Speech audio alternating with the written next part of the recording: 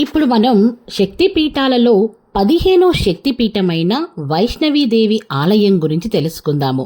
అలాగే ఇక్కడ సతీదేవి శరీర భాగాలలోని తల భాగం పడిందని ప్రతీది. ఇక వైష్ణవీదేవి ఆలయం.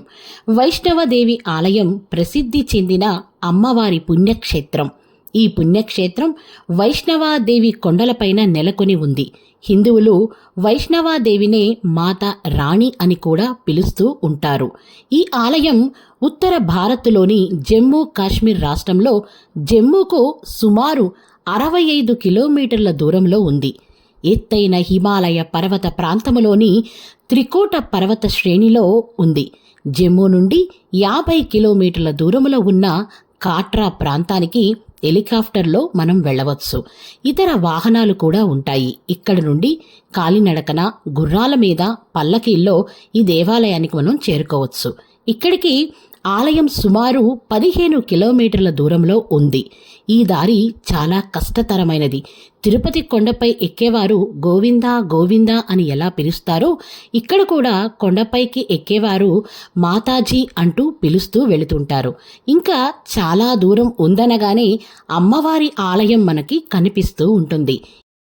ఈ ఆలయం ఉన్న ప్రాంతాన్ని భవన్ అని అంటారు. భక్తులను గ్రూపులుగా విభజించి వారికి ఒక నెంబర్ ఇస్తారు. దాని ప్రకారం భక్తులను ఆలయంలోనికి అనుమతిస్తారు. ఆలయం లోపలికి సెల్ ఫోన్లు కానీ, కెమెరాలు కానీ, అలాగే తోలుతో చేసిన ఏ వస్తువులు కూడా అనుమతించవు. కనుక వాటిని కలిగి ఉన్నవారు వాటిని అక్కడే లాకర్లలో భద్రపరుచుకొని వెళ్లవలసి వస్తుంది. వైష్ణోదేవి 3 రూపాల్లో దర్శనమిస్తుంది. అవి మహాకాళి, మహాలక్ష్మి, సరస్వతి. ఆలయానికి వెళ్లే దారిలో ఇతర పురాతనమైన చిన్న చిన్న ఆలయాలు కూడా ఇక్కడ మనకి కనిపిస్తాయి. ఇక స్థల పురాణం. జమ్మూలోని పర్వత శ్రేణులలో ఉన్న అమ్మవారి ఆరాధన ఎప్పుడు ఖచ్చితంగా మొదలైంది అనేది మనము చెప్పలేము. కానీ పిండీలు అని పిలువబడే 3 మూర్తులు కొన్ని లక్షల సంవత్సరాలుగా ఇక్కడ ఉన్నాయని భూగోళ శాస్త్రజ్ఞులు తెలియజేస్తున్నారు. త్రికోట పర్వతంగా ఋగ్వేదంలో చెప్పబడిన పర్వత సమూహం ఇదేనని కొందరి వాదన. ఋగ్వేదంలో ఇక్కడ శక్తి ఆరాధన జరిగి ఉండేదేమోనని చెప్పబడుతూ ఉంది. వైష్ణోదేవి గురించిన మొదటి ప్రస్తావన మహాభారతంలో ఉంది. కురు పాండవ సంగ్రామమునకు ముందు శ్రీకృష్ణుని ఆదేశానుసారం అర్జునుడు ఇక్కడ అమ్మవారిని పూజించి ఆమె దీవెనలు తీసుకున్నాడని వ్యాస భారతం చెబుతోంది. జంబూకట చైతస్య నిత్యం సన్నిహితాలయే అనే శ్లోక ఆధారంతో ఈ దేవస్థానములోనే అర్జునుడు పూజలు చేశాడని తెలుస్తుంది. స్థల పురాణం ప్రకారం పాండవులు మొదటగా ఇక్కడ దేవాలయాన్ని నిర్మించారని తెలుస్తోంది. త్రికోట పర్వతానికి పక్కన 5 రాతి కట్టడాలు కూడా ఉన్నాయి. వీటిని పంచపాండవులకు ప్రతీకగా స్థానిక ప్రజలు భావిస్తున్నారు. మధ్యకాలపు చరిత్ర ప్రకారం మొదటిగా సిక్కుల గురువైన గురు గోబింద్ సింగ్ పునర్మండాల్ మీదుగా వచ్చి ఈ పవిత్ర గుహను దర్శించాడని తెలుస్తుంది. గుహలలో ఉన్న ఒక పాత కాలపు నడకబాట ఈ మార్గం గుండా ఉంది. ఇక్కడ సతీదేవి శిరస్సు పడిన కారణంగా కొన్ని సాంప్రదాయాల శక్తి పీఠాలన్నింటిలోనూ ఈ పీఠానికి అత్యంత శక్తివంతమైనదిగా భావిస్తారు. కొన్ని సాంప్రదాయాల వారు మాత్రం అమ్మవారి కుడి చెయ్యి ఇక్కడ పడిందని భావిస్తున్నారు. హైందవ పవిత్ర పుస్తకాల మూలముగా తెలియవచ్చేదేంటంటే కాశ్మీరంలో అమ్మవారి కుడి చెయ్యి పడిందని అంటారు. ఇప్పటికీ మాతా వైష్ణోదేవి ఆలయములో మనిషి కుడి చెయ్యి రూపములోని కొన్ని శిల్పాలు లభ్యం కావటంలో ఈ వాదన సరైందేనని భావిస్తున్నారు.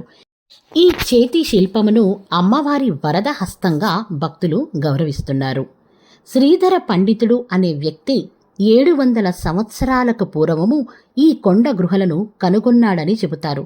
తన ఇంటిలోనున్న పూజా సంపుటలో అమ్మవారి విగ్రహం మాయమవడం చూసిన శ్రీధర పండితుడు కటిక ఉపవాసము చేస్తూ అమ్మవారికి మొరపెట్టుకోగా కలలో దర్శనమిచ్చిన అమ్మవారు తను పర్వత సానువులలో ఉన్నానని దారి చూపించిందని ఉపవాస దీక్ష మానవలసినదిగా ఆదేశించినదని ఆమె ఆజ్ఞానుసారము శ్రీధర పండితుడు వెతుక్కుంటూ వెళ్ళగా 3 రాతుల రూపంలో అమ్మవారు దర్శనమిచ్చిందని చెబుతారు.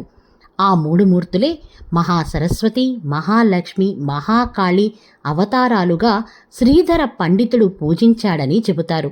తరువాత అమ్మవారి ప్రసాదంగా శ్రీధర పండితునికి 4 కుమారులు జన్మించారని, తరువాత శ్రీధర పండితుడు తన శేష జీవితాన్ని అమ్మవారి సేవలోనే గడిపాడని ఒక స్థానిక కథ కూడా ఉంది. ఇది శక్తిపీఠాలలోని వైష్ణవీదేవి ఆలయ చరిత్ర. ఇప్పుడు మనం శక్తిపీఠాలలోని 16వ శక్తిపీఠమైన మంగళగౌరి దేవాలయం గురించి తెలుసుకుందాము. మనము ఈ మంగళగౌరిని పూజించే టైంలోనే మనం కూడా సర్వమంగళ మాంగళ్యే శివే సర్వార్థ సాధికే శరణ్యే త్రయంబకే గౌరి నారాయణే నమోస్తుతే అని మనం ప్రార్థిస్తూ ఉంటాము. ఇక మనము గుడి గురించి తెలుసుకుందాము. మంగళగౌరి దేవాలయం భారతదేశం బీహార్ రాష్ట్రం గయా జిల్లాలో ఉన్న ఒక ప్రసిద్ధి శక్తిపీఠం. ఇక్కడ అమ్మవారి శరీరములోని భ్రష్టు భాగం పడిందని చెబుతారు. పద్మపురాణం, వాయుపురాణం, అగ్నిపురాణం, దేవీ భాగవత పురాణం, మార్కండేయ పురాణం ఇతర రచనలలో ఈ దేవాలయం ప్రస్తావించబడింది. ఈ ఆలయం 18 మహాశక్తిపీఠాలలో ఒకటిగా బాసిల్లుతూ ఉంది. ప్రస్తుతం ఉన్న ఆలయం 15వ శతాబ్దానికి చెందింది. గయాలోని వైష్ణవ పుణ్యక్షేత్రములో ఉన్న ఈ మందిరం సతీదేవతకు అంకితం చేయబడింది. మంగళగౌరిని పరోపకార దేవతగా పూజిస్తారు. ఈ ఆలయం ఉపశక్తి పీఠాన్ని కలిగి ఉంది. ఇక్కడ పురాణాల ప్రకారం సతీదేవి శరీరములోని ఒక భాగం పడిపోయిందని నమ్ముతారు. ఇక్కడ సతీదేవిని రొమ్ము రూపంలో పూజిస్తారు. ఇది పోషణకు చిహ్నం. ఇక్కడ భక్తుల కోరికలను నెరవేరుతాయని నమ్ముతారు. తూర్పు ముఖంగా ఉన్న ఈ ఆలయం మంగళగౌరి కొండపైన నిర్మించబడి ఉంది. మెట్లు లేదా రహదారి గుండా కొండపైకి చేరుకోవచ్చు. ఆలయం ముందు ఒక చిన్న నాట్య మండపం కూడా ఉంది. ప్రాంగణంలో హోమం నిర్వహించడం కోసం హోమగుండం కూడా ఉంది. శివునికి అంకితం చేయబడిన 2 చిన్న దేవాలయాలు, మహిషాసుర మర్దిని, దుర్గా, దక్షిణ కాళీ చిత్రాలు కూడా ఇక్కడ ఉంటాయి. ఆలయ సముదాయంలో కాళీమాత, గణేశుడు, హనుమంతుడు, శివుని ఆలయాలు కూడా మనకిక్కడ కనిపిస్తాయి. ఈ మందిరంలో 2 గుండ్రని రాళ్లు ఉంటాయి. ఇవి సతీదేవి స్థానాలుగా భావిస్తారు. ఇక్కడ శక్తి రొమ్ము రూపంలో పూజించబడుతూ ఉంది. ఇది పోషణకు చిహ్నంగా భావిస్తారు. ఎవరైతే కోరికలు, ప్రార్థనలతో అమ్మ దగ్గరకు వస్తారో వారు అన్ని కోరికలు తీరి విజయవంతంగా తిరిగి వస్తారని నమ్ముతారు. సతీదేవి మృతదేహముతో శివుడు కైలాసానికి తిరిగి వెళుతున్నప్పుడు ఈ ప్రదేశం గుండా వెళ్ళాడని అంటారు. తూర్పుముఖంగా ఉన్న ఈ ఆలయం మంగళగౌరి కొండపైన నిర్మించారు. గుడికి చేరుకోవాలంటే ఆ చిన్న కొండ మనం ఎక్కాల్సిందే. మెట్ల మార్గం స్థానిక ప్రజల నివాసాల మధ్య ఉంటుంది. మెట్ల మార్గ ప్రారంభంలో భీముని ఆలయం కూడా ఇక్కడ ఉంది. అతని మోకాలి ముద్రను మనం ఇక్కడ చూడవచ్చు. ఇక్కడ భీముడు శార్దకర్మ చేశాడు. అందుకే దీనిని భీమవేది గయ అని పిలుస్తారు. కొండపై కూర్చున్న అమ్మవారిని దయగల దేవతగా భావిస్తారు. వర్షాకాలంలో ప్రతి మంగళవారం ఇక్కడ ప్రత్యేక పూజలు నిర్వహిస్తారు. స్త్రీలు తమ కుటుంబాలు అభివృద్ధి చెందాలని, వారి భర్తలు విజయం సాధించాలని, కీర్తిని పొందాలని ఉపవాసం ఉంటారు. ఈ పూజలో మంగళగౌరీదేవికి 16 రకాల కంకణాలు, 7 రకాల పండ్లు, 5 రకాల మిఠాయిలు నైవేద్యంగా పెట్టడం మొదటి నుంచి వస్తున్న ఆచారంగా కొనసాగుతోంది. మంగళగౌరి ఆలయంలో శివుడు, దుర్గా, దక్షిణ కాళీ, మహిషాసుర మర్దిని, సతీదేవి వివిధ రూపాలను మనం ఇక్కడ చూడవచ్చు. ఆశ్వీజ మాసంలో జరిగే ఉత్సవాలలో పాల్గొనేందుకు ఈ ఆలయానికి లక్షలాది మంది భక్తులు వస్తూ ఉంటారు. ఈ క్షేత్రంలోని ప్రసిద్ధి పండుగ నవరాత్రి. ఇది అక్టోబర్లో జరుపుకుంటారు. ఈ మందిరం మరణానంతర కృతువులకు ప్రసిద్ధి చెందింది. మహా అష్టమి 8వ రోజు భక్తులు పెద్ద సంఖ్యలో ఇక్కడికి పోటెత్తుతారు. ఈ ఆలయంలో జరుపుకునే మరో ముఖ్యమైన పండుగ మంగళగౌరి వ్రతం. దీనిని మహిళలు తమ కోరికల సాఫల్యం కోసం చేస్తారు. మంగళవారాలలో ఉపవాసము ఉండి స్త్రీలు సంతోషకరమైన వైవాహిక జీవితం, సంతానం, కుటుంబ శ్రేయస్సు కోసం అమ్మవారిని ప్రత్యేకంగా ఇక్కడ పూజిస్తారు. కొత్తగా పెళ్లైన స్త్రీలు 5 సంవత్సరాల పాటు ఈ వ్రతాన్ని ఆచరిస్తారు. ఇతర వివాహిత స్త్రీలందరూ శ్రావణ మాసంలో మాత్రమే వ్రతం చేసుకుంటారు.